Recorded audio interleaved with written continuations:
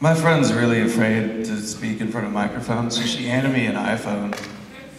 And I'm going to read you 2 questions. Is that cool? Of course. Number 1. I know in your past films you'd put together an assembly edit after each day of filming. How did working with film change that? And specifically, how did it change your anxieties about production? And then I'll answer the second one after that? Yes. All right. We worked well together. Well, the shooting on film didn't really change it. It was actually, Drinking Buddies was the first thing where it was just unrealistic for me to edit that night, so we just shot, and then at the end of the process, I just went back and started cutting. And on Happy Christmas, I suppose we could have expedited the shipping, and I could have been getting dailies back a day behind, but the truth is I kind of enjoyed going, like, just doing the whole production and then going back to the footage at the end of the movie and starting from scratch. And the other thing is I'm just getting older and I just can't do those kinds of hours anymore that I used to.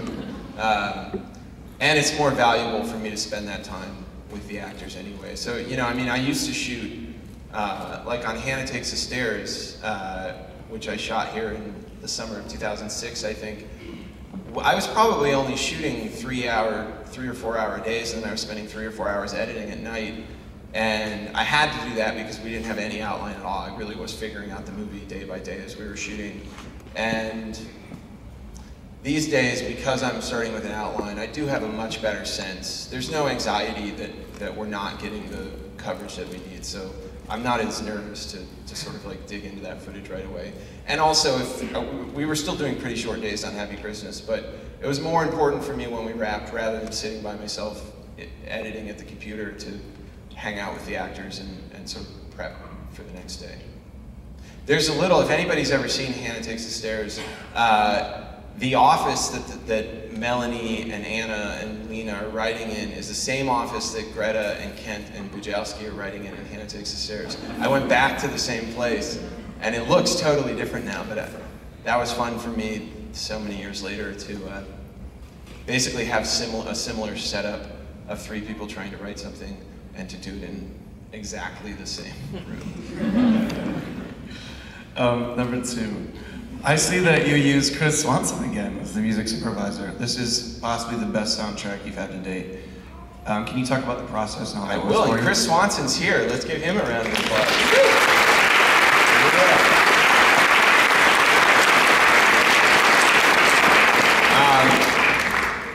That's been a great relationship. I mean, I met Chris a couple years before we started working together.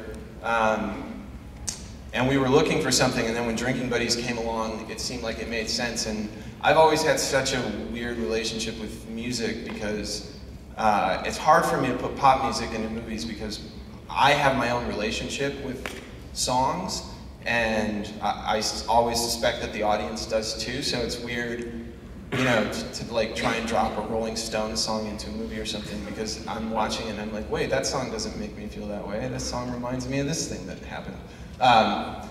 So what was great about Drinking Buddies is that Chris was sending me all this stuff I didn't know, and a lot of it was stuff that Secretly Canadian or Jaguar Dead Oceans was like going to put out but hadn't come out yet. So it was this dream scenario for me of getting pop music that didn't have any previous associations. And then on Happy Christmas, we really, I wanted to actually play the music live in the spaces. And so Chris and I had to set about finding and then getting the rights to certain songs before we shot the movie, which was a particular challenge and also drove my sound guy, Jesse, crazy. He was a very good sport, but as you can imagine, if the music's playing live in the space, you can't edit. And also, if the actors aren't loud enough or are too loud, you can't mess with it later because the music's really in there. But I had some suspicion that it would change the performances and sort of infect the scene in a certain way, so we wanted to try it. So a couple months before we shot Happy Christmas, Chris and I went down to Bloomington and we spent some time just listening to music and trying to find stuff that fit. And so there's this Swedish pop artist, Joel Almin, so there's a lot of his music in there, and then some other, a few unsigned bands, and then some other secretly Canadian stuff.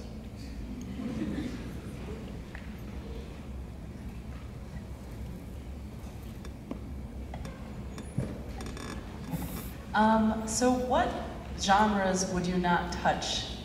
Because you're blending out and doing horror and this like soft horror, like big. Yeah, erotic film. I call it erotic. I'm curious.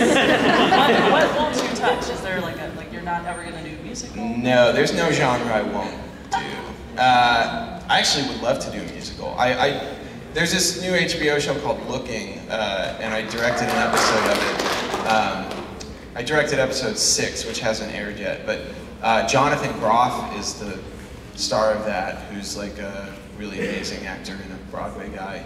And I loved working with him on that show, so now I'm like talking, and also Anna obviously has a great voice and is a singer, so the wheels are turning now for me to do a musical with Jonathan and Anna. And I don't know. I probably will never get to do an action movie, though if I had the opportunity, I would certainly would.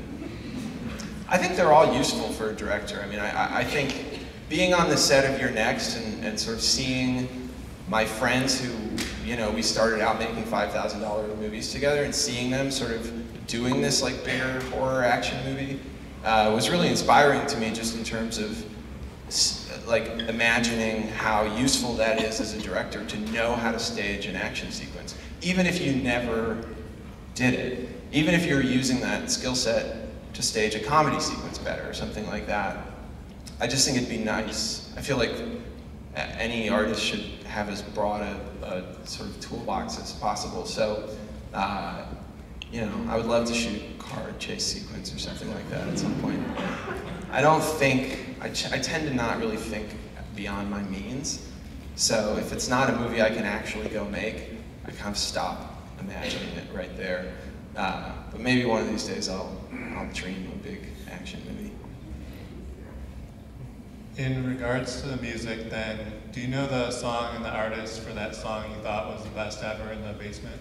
Yeah, that's Joel Almin. And it's called If You've Got Somebody Waiting.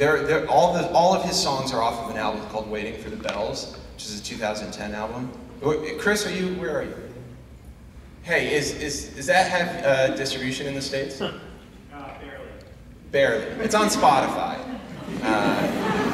And then maybe we'll do a soundtrack for Happy Christmas, and then it'll be on there. I think that's about the amount of time that we have. Is there anything you want to talk about that you've got coming up? No, I don't have anything coming up other than 24 exposures here at the Music Box. Okay, I wasn't trying to do that. I mean, good job. Yeah. Well done. No, I'm just sitting. I'm developing a movie for Fox Searchlight right now, so I'm just sitting in my basement writing a script these days. Oh, so for the first time. So for you, it's kind of lazy. It is. This is actually, Happy Christmas was the last movie I made, and it's been over a year, so it's the longest gap in production I've ever had. What, you trying to have a life? I know. So, yeah, we'll see how it goes. Thank you guys so much. It's really awesome.